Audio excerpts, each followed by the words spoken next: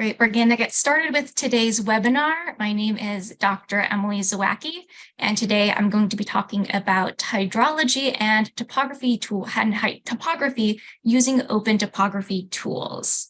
So this is a continuation of our spring webinar series. We're now on our 6th webinar. If you've missed any of our prior ones, you can find recordings of them on our YouTube channel at OpenTopography. And we still have 2 more upcoming webinars in the next 2 weeks, one on some educational and training resources, and another kind of fun one on 3D printing and iPhone LiDAR. So just going over some quick logistics for today's webinar. This is set up as a Zoom webinar, so only the presenter and moderators will be able to speak. If you do have any questions, please use the Q&A option to ask your questions. Some of these questions will be answered by OT team members as we go along, or we might hold on to some of these questions, and then we'll also have a period for live question and answers at the end of the webinar. So a little agenda for today, talking about topography and hydrology. So first, we're going to start by talking about just some of the basics related to topography and hydrology. Then talking about some hydrologic tools, kind of specifically focusing on TauDEM terrain analysis using digital elevation model tools. Then we'll go over using TauDEM tools on OpenTopography. And then also finishing off with some TauDEM product visualizations. So watersheds are also known as basins or catchments or contributing areas, and they're an area of land that drains all water to a common outlet. So within a landscape, depending on the outlet, you can divide lands into specific subcatchments or larger areas.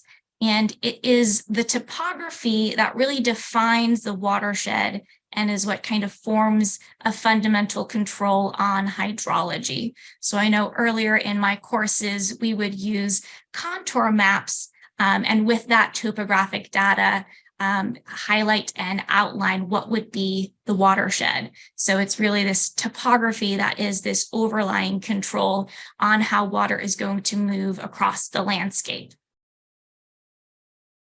And so in extracting hydrologic information from topography, we're going to be using digital elevation models, or DEMs, which are rasters.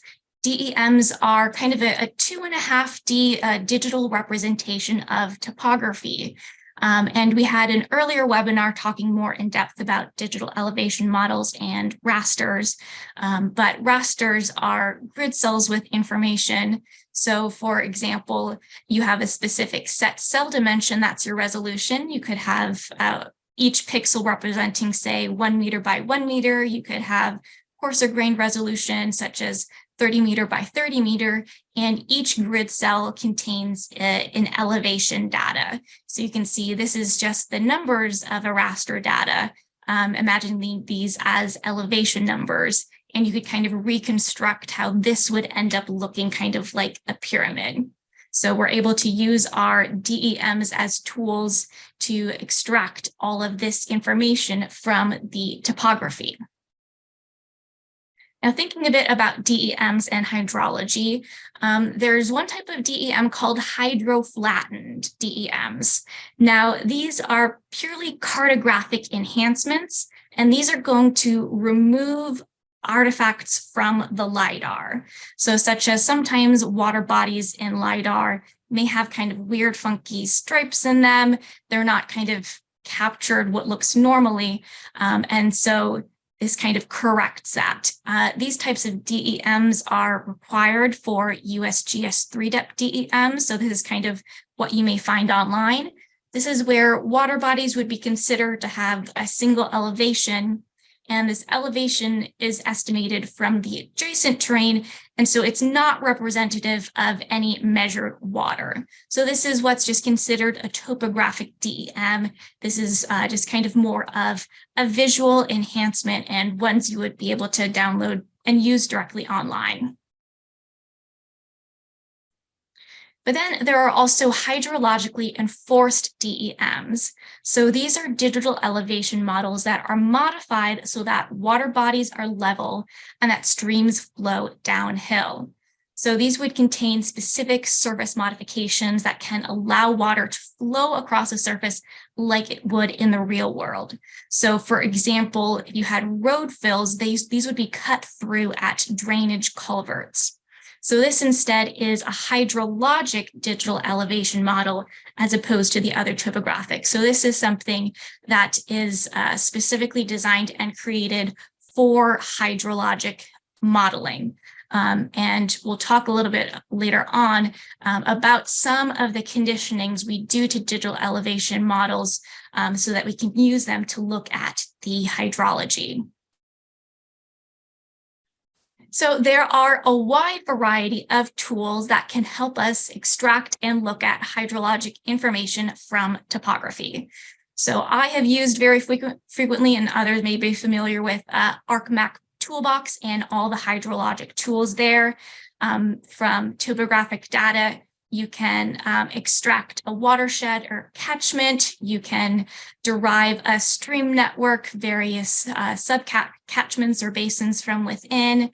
Then there's also Topo Toolbox, which is MATLAB script based.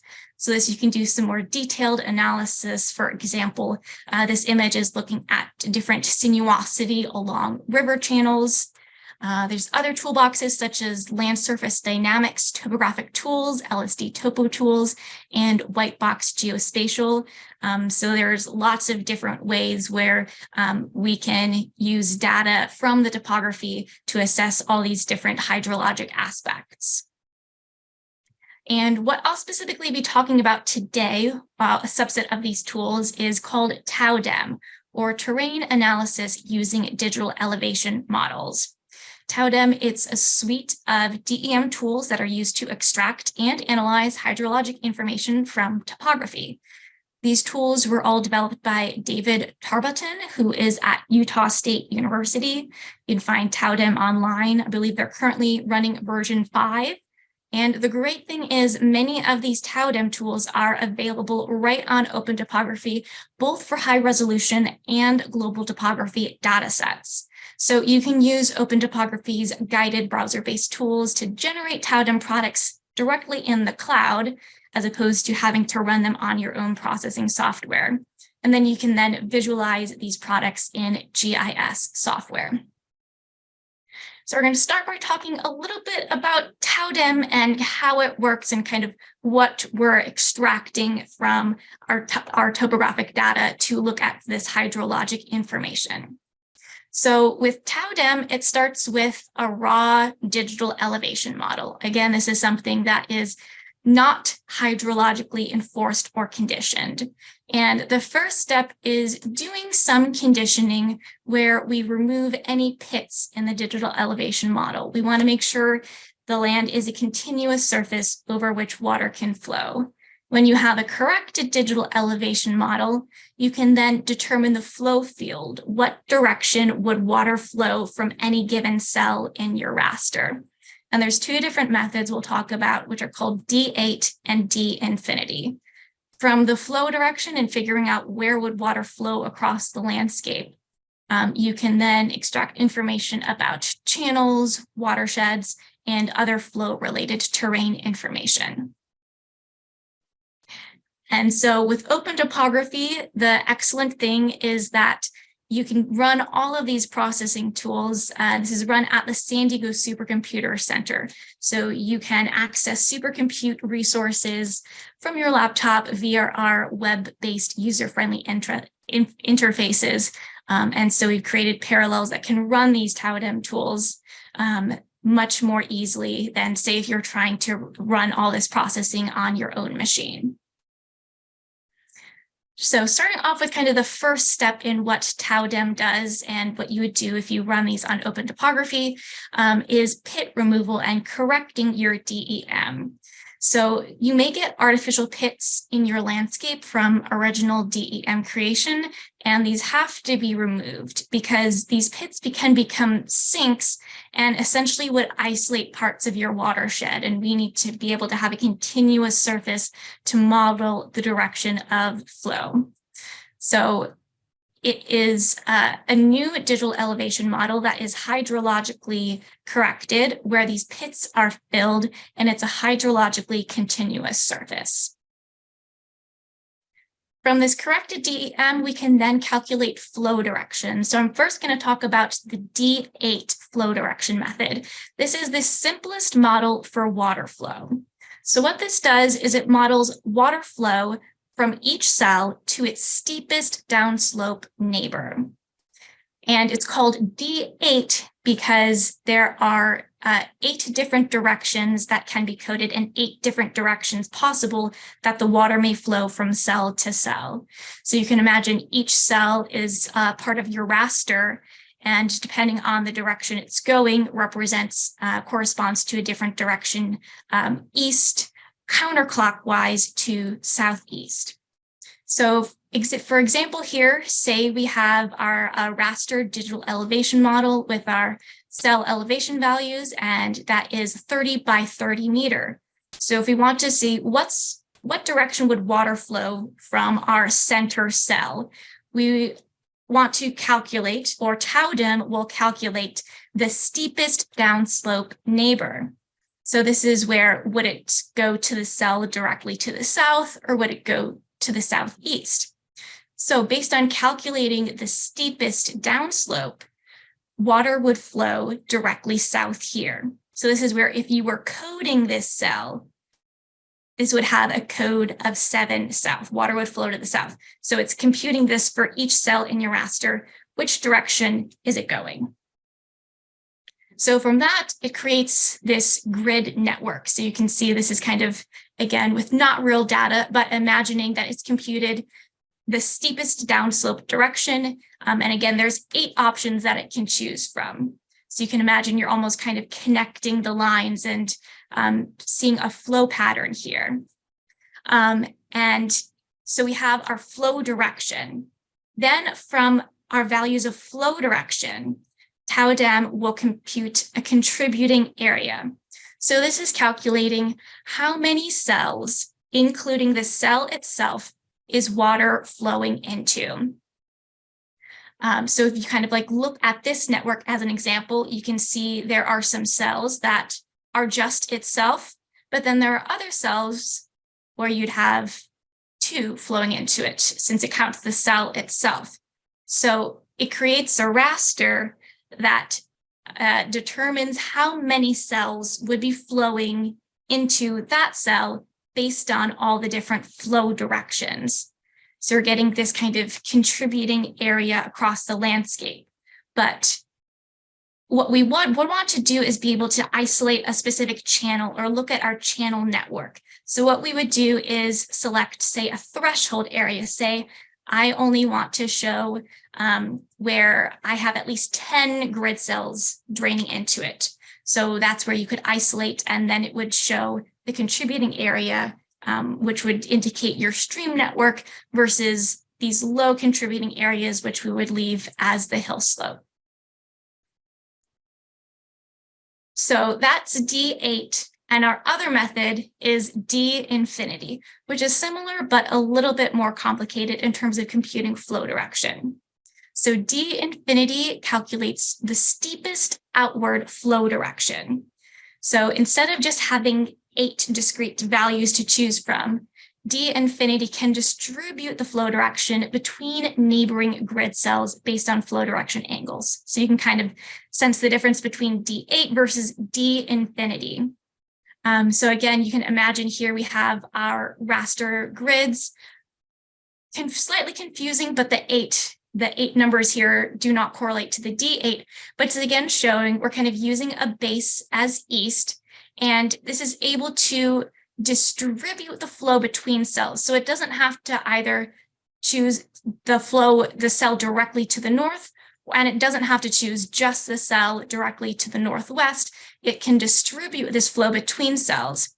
And so what you end up here as is a raster cell value that's encoded as an angle in radians counterclockwise from east that goes between 0 and 2 pi.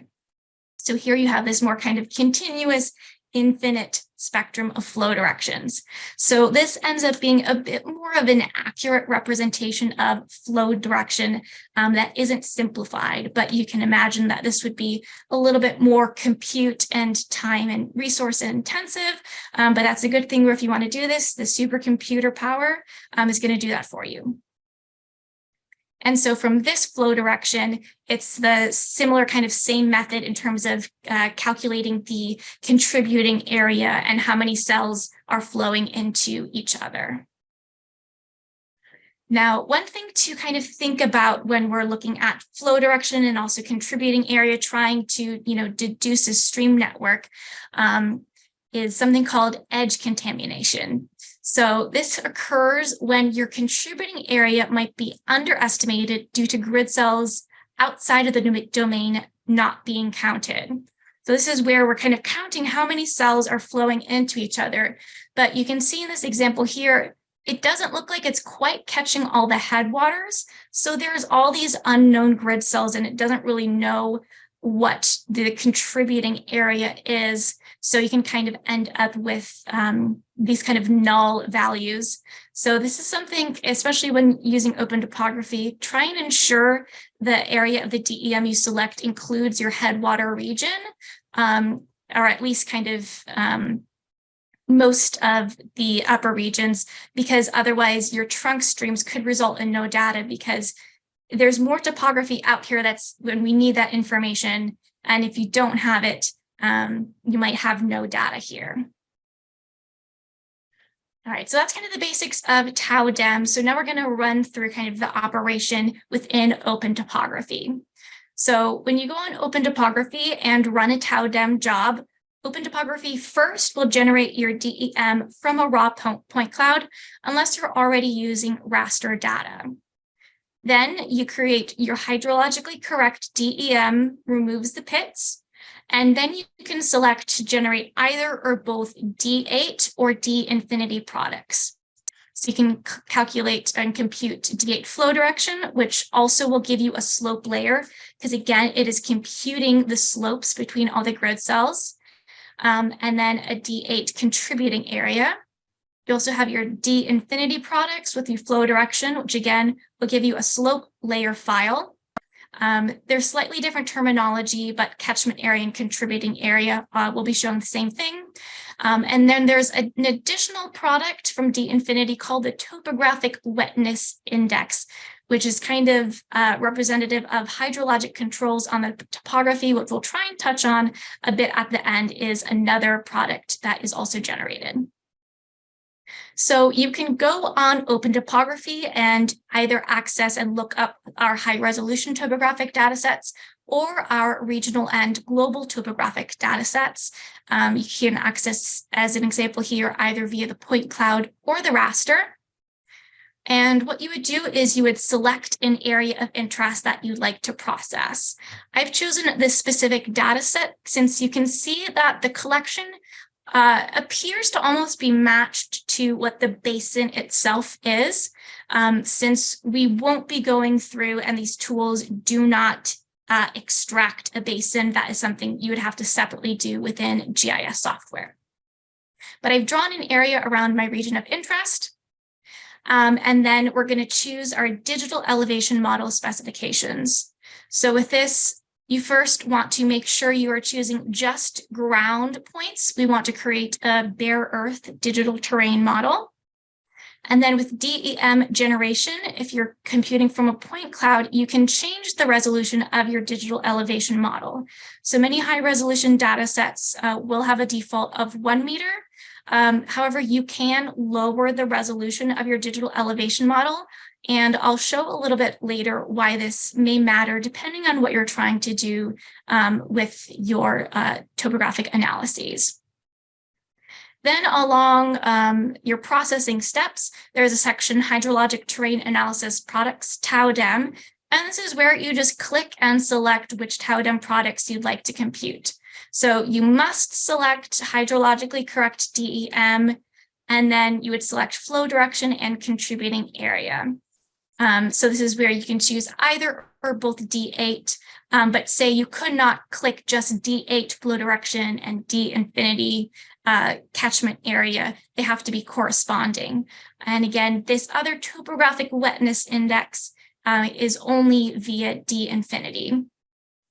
So then you just click submit on your job. It is now running and processing on the supercompute resources. And this is a great time to take a little quick lunch or coffee break and come back.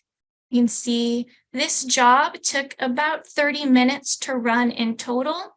And again, this includes computing the original DEM from the point cloud and then all of these TauDEM products.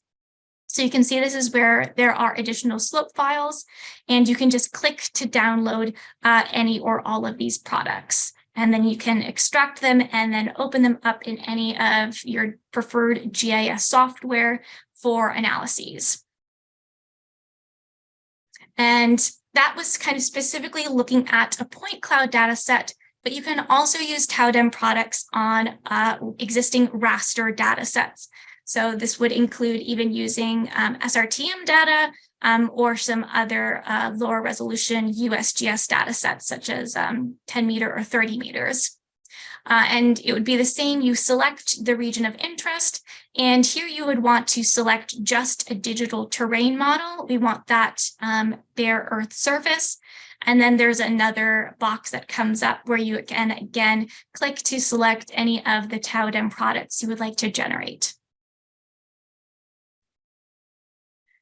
So once you have those data products, what you need to do is use them in some kind of GIS software.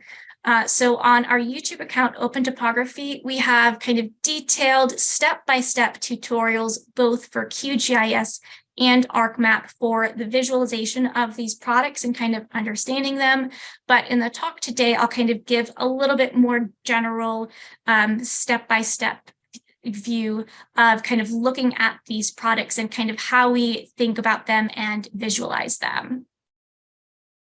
So I'm going to start talking about D8 and with D8 flow direction. So this is if you directly bring the layer into a GIS software, and before doing any formatting, you can see it visually looks pretty similar to a hillshade, albeit not a great one. And so this raster layer, each cell has a unique value that is either, again, 1 through 8, and each value depicts or represents the direction that water would flow. Again, D8, 8 directions. So with D8, what we want to do is we want to classify the values so that we again have our 8 discrete categories, and we can add a color ramp to it. So you can see with this red would show directions going to the east, and then the west is kind of this yellowish green, and you can see visually looking, knowing the direction north, that makes sense and kind of highlights and illuminates the different ridges. And you can also see this isn't quite exactly the bounds of the watershed here. You can see where there is this clear divergence between a tiny bit of the neighboring catchment along with this one. But you might note here that value 1 is right next to value 8 here. 2, 8, 1 is kind of continuous in terms of directions. But if you have a color ramp, visually red and blue don't quite meld into each other as much. So what you can do is add more of a rainbow color scheme to this. So this is where you're kind of making it feel more continuous across your compass, so that east and southeast are kind of more similar flow directions.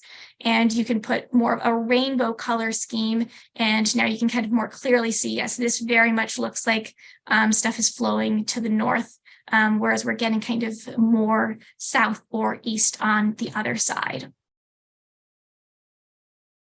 Again, so that's D8, and now this is D infinity. So we bring that in, and it maybe feels, slightly higher resolution than D8, again, because D8 is only having 8 discrete options. And so when you bring this layer in, this is where the values are going to be in between 0 and 2 pi, where 0 is starting from east and you're going counterclockwise. So these are all of our different values. And this is where, again, you would add a color ramp to it, but you don't need to classify your values because we don't have, again, discrete 8 categories. This is D infinity. So you kind of add this, keep it as a continuous ramp. And you can look at a comparison of D8 versus D infinity flow directions. So again, kind of 8 discrete categories versus, the D infinity of all of these different angles in radians. And from afar, they overall look pretty similar, but you may note that there are definitely some differences. So if we zoom in a bit more, you may notice that on this side, and I've rotated them, so please note that north is in a different direction. We have kind of much more of kind of greens or light greens here, which would be representing more of a kind of southwest direction, as opposed to kind of more purples showing up here. So because with D8, you're forced to choose just between 8 different directions. And here on D infinity, it can split that between the different cells. So you'd almost say D infinity looks a little bit more smoother, and again, is kind of a little bit more accurate representation of flow, but there's not huge overall differences in the landscape. They are relatively similar. Okay, so we have our flow direction layer that is telling us and showing us where water is flowing across the landscape. We then have our contributing area layers. Again, this is our raster where each cell has a value that is showing how many other cells, including itself, are draining into it. And if we bring this layer into GIS, you can see that it doesn't really look like much to begin with. It's kind of just very black, and you can sort of make out where you might be able to see stream channels or a stream network, but we need to visualize this layer to kind of really see anything or extract any information. So what we would do with this is take the log 10 of this layer using raster math. And that's going to really help to see what's actually held in this layer. So this is depending on your GIS software, you would do a raster calculator expression where you would take the log 10 of this layer and compute a new layer. So with this is after taking the log 10 of the layer, you can start to see we actually have a bit of a visualization, and this is just zoomed in more, where you can kind of see this is imagining almost the entire landscape as a drainage network. And here you can also really kind of clearly see the drainage divide between these two basins, where we have a tiny little bit of the basin that is next to it.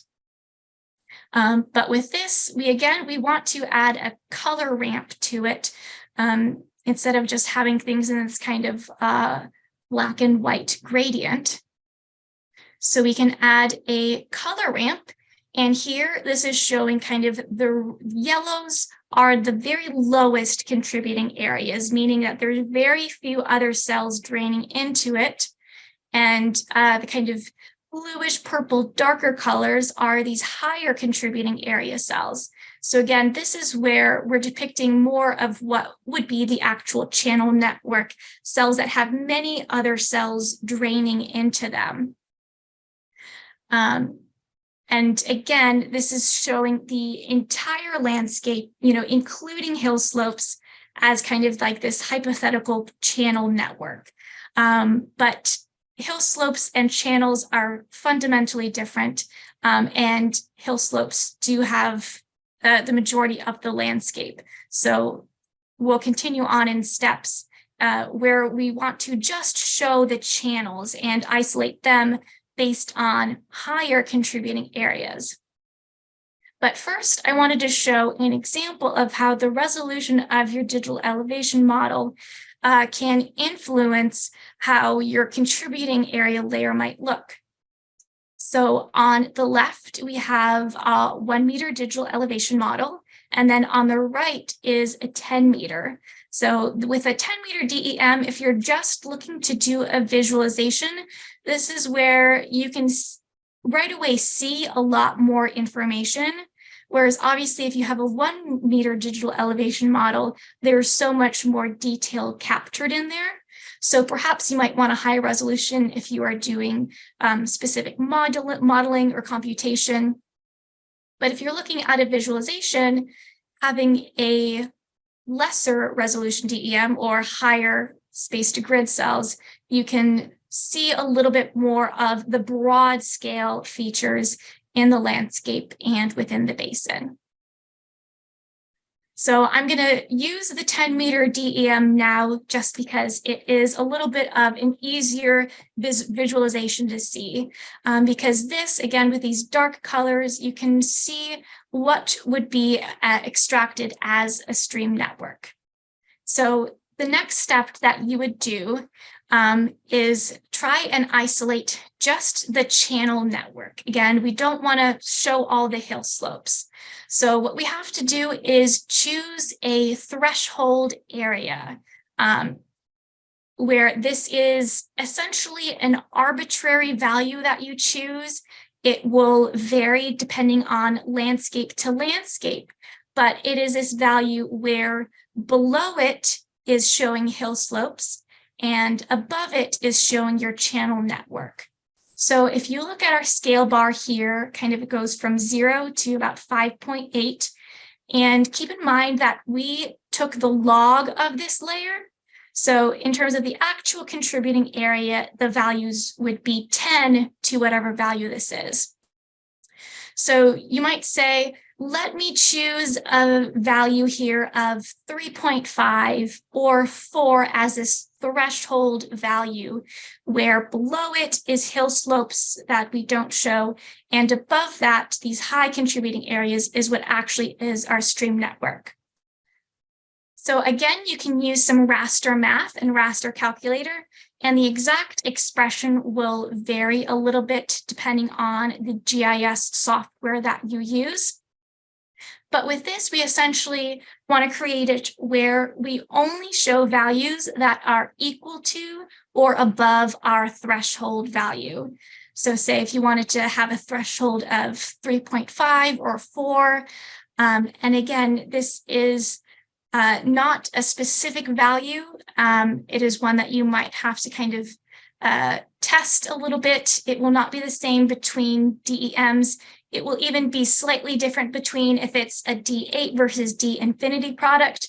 But basically, we are setting this critical threshold value in the landscape where we will only now show the channels itself. So if we compute this, then we have what actually now looks like a stream network. So this is after using our threshold contributing area.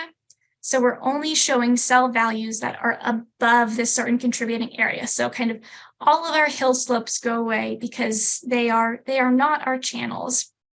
And so with this color ramp here, now you can pretty clearly see how the darker colors indicate a higher contributing area.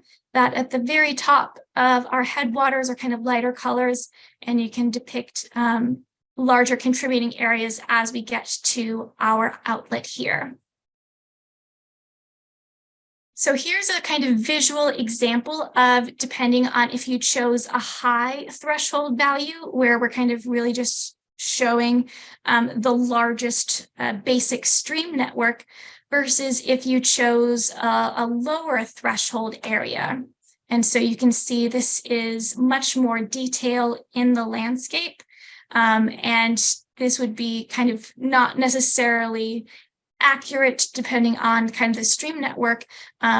But this is where, depending on if you want a high density network versus a low density network, and how this kind of threshold contributing area plays a role there.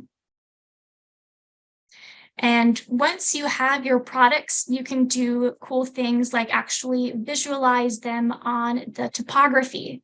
So I've overlaid the stream network that I've extracted on the hillshade, and you can really nicely see how obviously it fits in with the topography as it's derived from the topography here.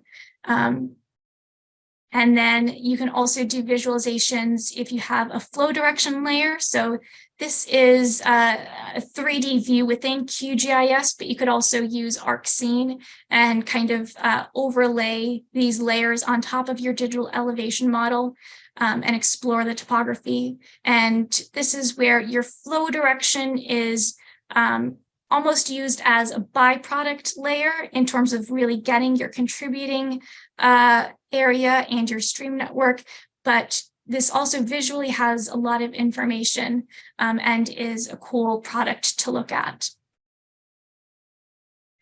What you can also do is, once you've run through this, you can compare your stream network to something like OpenStreetMap. So this is a kind of zoomed in part of the stream network.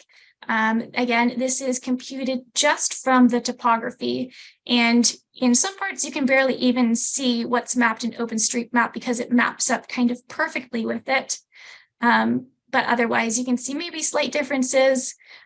But what's cool is that this is taken directly from the topography. It's not mapped information, and kind of how well this lines up and shows there. So those are the primary bread and butter products from TauDEM, kind of looking at flow direction and being able to extract and show a stream network on your landscape. But some of the other products that come up are also slope maps. So you can get slope maps both from your D8 and your D infinity layers. And so again, the slope has to be computed in order to determine the steepest direction for water flow. So this is using a kind of low slopes equal green, high slopes equals red gradient. And so you can also look at and analyze the different slopes on a landscape. Obviously, it kind of makes sense that we have very low slopes here. If we go back here, you can see this is definitely a very low slope area, and kind of keep in mind some of these ridges here and kind of the edges of our catchment. And you can see that's where our very highest slopes come up. So this is nice that it kind of essentially comes as a byproduct of computing TauDEM and doing that also via OpenTopography. Now, the other product that is computed is a topographic wetness index, or TWI.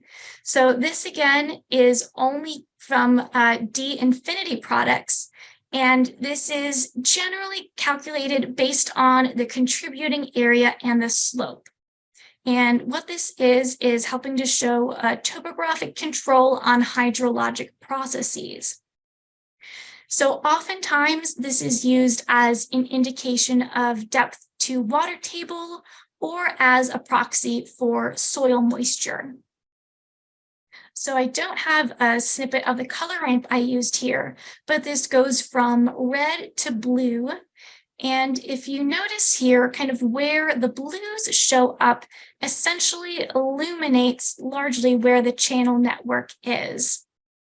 So that kind of makes sense, since that is the hydrologically wet portion of the landscape where water is likely to pool, versus kind of the ridge areas, which are red and would kind of be this low topographic wetness. So this is another great product for doing other types of analyses. And it's another really cool thing to think about. Again, all of this information is just coming from the topography. It's not taking from, soil moisture data sets or kind of other meteorological data sets. This is all based just on the topography. Although you may notice that there are definitely some gaps here in terms of kind of how it's computed. This one didn't turn out so great. But it's possible that it might be able to be interpolated here. But your topographic wetness index is another cool TauDEM product that you can compute and use. And so the data set that I showed and kind of walked through was one of the high resolution topographic data sets from a point cloud.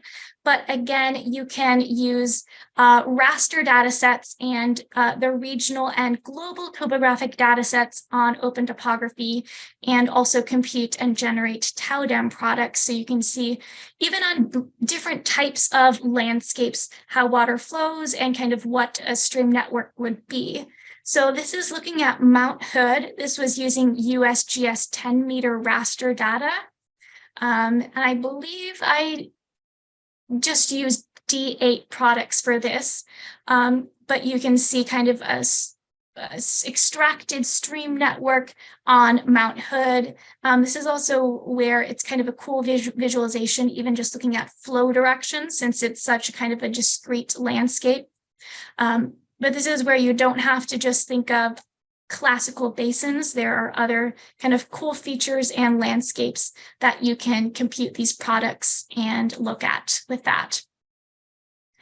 And then as well, the other thing that you can do, so I was doing this in QGIS, and I brought in a layer of Google Earth imagery and kind of looked at it in a 3D view. So like I said, you can kind of compare and look at OpenStreetMap, but you can also bring these in and overlay them on Google Earth imagery and kind of see how topography-derived information kind of correlates to satellite-based imagery. But there's tons of cool applications. And again, these tools are applicable on most all of the data sets on OpenTopography. And you can do your visualizations in QGIS, but you don't have to worry about any of the compute resources or having to run these computations on your own system. We got it covered with the San Diego Supercomputer Center. And so with that, I wanted to thank everybody for attending our webinar today. You can find OpenTopography online, and I believe we'll go into some questions and answers now if there are any. Cool, all right, thanks. Emily, that was great. Go ahead, Chris. No, I was going to say same thing you said, Ramon. Go ahead. Oh, no, I was trying to clap, but I don't see the clap tool. Anyway, some questions out there from the audience. There's still 44 of you.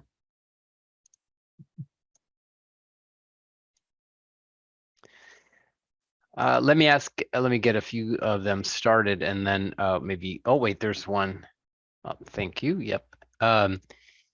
So talk a little bit more, Emily, and then maybe I'll speak as well, but why would someone want to use D8 versus D infinity? So I have heard that some people who do kind of work professionally will just use D8 because it's simple, it's faster, it's kind of similar, and it might actually be a concern if you are trying to do these computations on your own system to kind of not overwhelm things or keep something simplistic.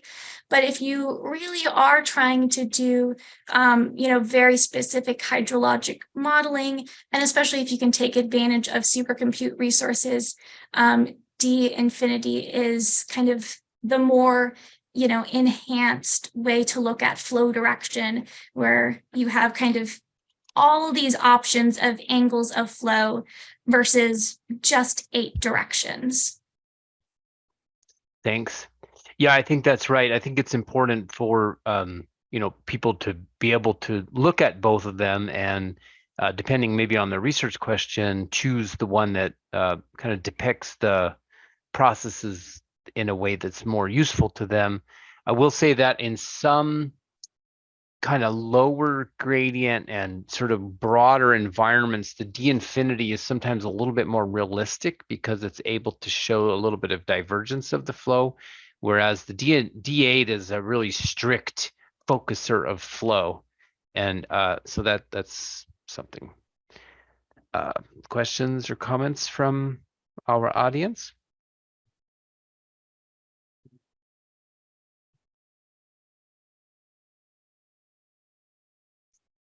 Emily apparently answered all the questions in the Yeah. presentation.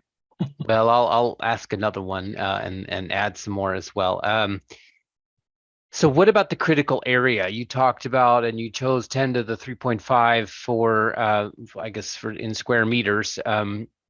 So speak a little bit more about that critical area, what it might mean, and what people might do to determine it. Yes. So at least when I've been working with these types of data in GIS, this is a value that I have kind of tested or, let me select this number and see how dense this extracted stream network comes out. Where, as I mentioned, the value that is your threshold between a D8 and D-infinity layer, I found is not necessarily the same.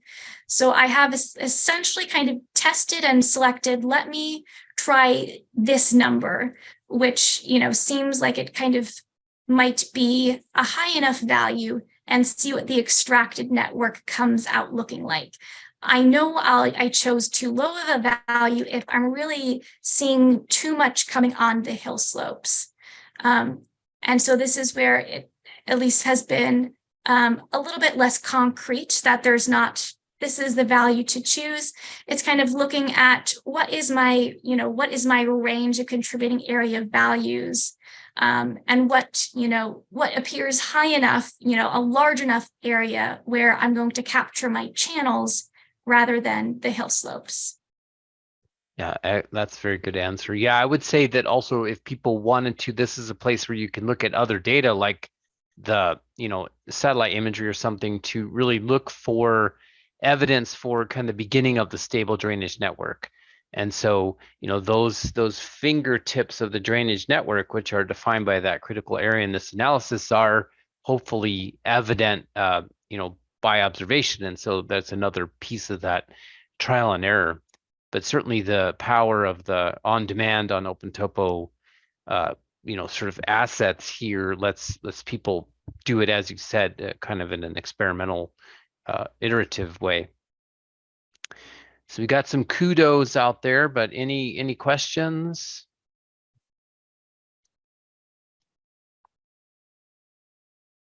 Oh, let me see. Here's one. Okay, I noticed for the Oak Creek data set that there was a small threshold around the drainage divide. Is this necessary for an accurate calculation of TauDEM products? When selecting your own data set, what sort of boundaries between drainages should we look for? Yes, so the data set that I use is quite fortuitous because it includes the entire basin plus a little bit extra. So there have been some other data sets I played around with, where depending on the kind of collection or orientation or what I chose to select, I didn't get that headwater region, and it resulted in edge contamination. So what should have been trunk stream channels came out with no data. So this in part is going to be reliant on the LiDAR data collection and the area that it covers. But if you can visually, at least from the landscape, try and make sure you're getting the tops of, the headwaters of the catchment, is going to be the best bet in not getting the kind of issues with edge contamination. Yeah, I'll just say that, that one was obviously manually trimmed, prior to it being provided to us. But the quick answer is just to make sure that the area of interest is in the middle of the rectangle of selection, and hopefully the selection size is permitted within the OpenTopo constraints. And so then the drainages on the edges might, have problems or have edge contamination, but the one in the middle is completely covered, and then you would be able to see that drainage divide appear basically by the location of your 0 contributing area pixels. Looks like Matt's turning his Yeah, mic on. Go I ahead. was just gonna add that because there are some problems with some data sets where you don't have the headwaters, and if you really need something, you might have to do a little data prep, and you could do something like take the high resolution LiDAR and then maybe pull in SRTM or something to get the headwaters and do some interpolation and merge those data sets together. So you at least have some data in the headwater region if you wanted to, if you really needed something. Just one comment. If you're in a bind where you don't have any data at all. Yeah, although in OpenTopo we don't allow people to do that kind of data merging, so they're sort of stuck with what they can You have select. to do it on your own. Yeah. Well, if you could do it on your own in your GIS. So yeah. Yeah. Other questions? Oh, we got a few more. Good job, guys. We primed the pump here. Let me see here. More data is better. Those edge contamination cases would be fairly obvious. Yep.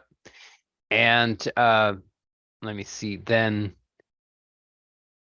Could keeping the pits in the DEM allow showing the effect of contour trench treatment areas and reducing contributing area?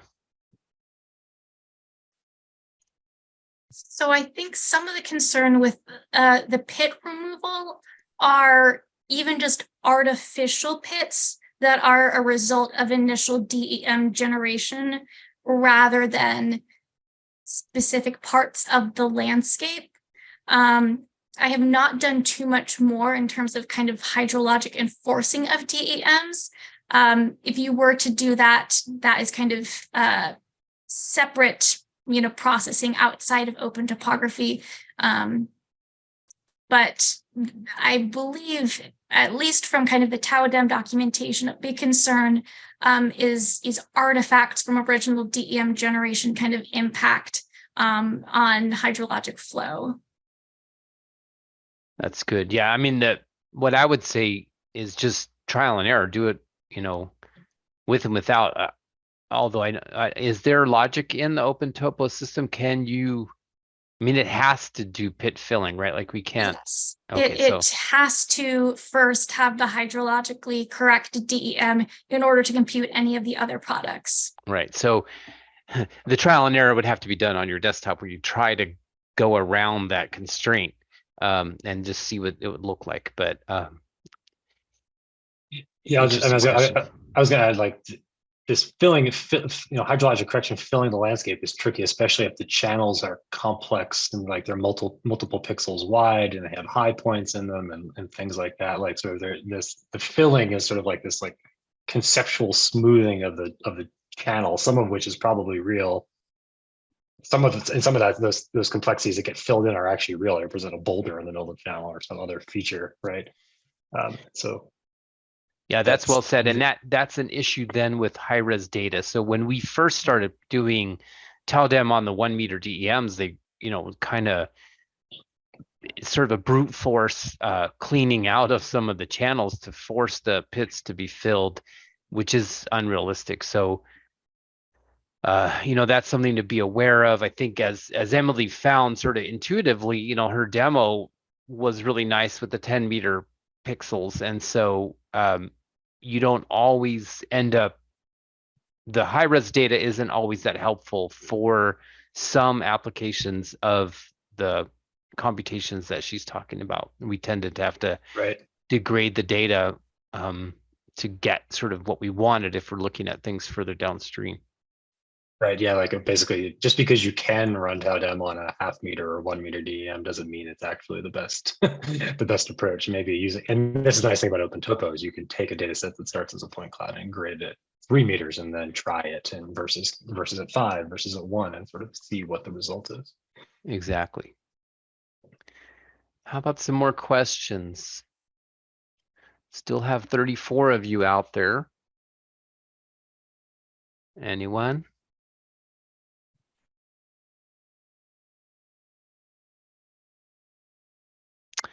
Looks like I chased a few people away. All right. Well, Emily, a few final remarks. Yes, so as I mentioned at the beginning, we have 2 more webinars in our spring webinar series. Next week, we will have a variety of Open Topography team members discuss all of the myriad of great educational and training resources on our website. And then our last one on May 3rd, I will be leading again and talking about 3D printing and iPhone LiDAR, some of the kind of fun, a little bit more hobbyist side of topography and LiDAR. That's great. All right. Well, yeah, look, I got my new iPhone with LiDAR, so I'm looking forward to that one very much. I think with that, let's everyone give Emily a hand. Very nicely done, very clearly presented, and nice timing. So anything else, Chris or Matt? I think that's it from us. Yeah, see everybody next week, and remember to feel free to share the links to the YouTube videos with your colleagues if you have people who couldn't make it. See you next week.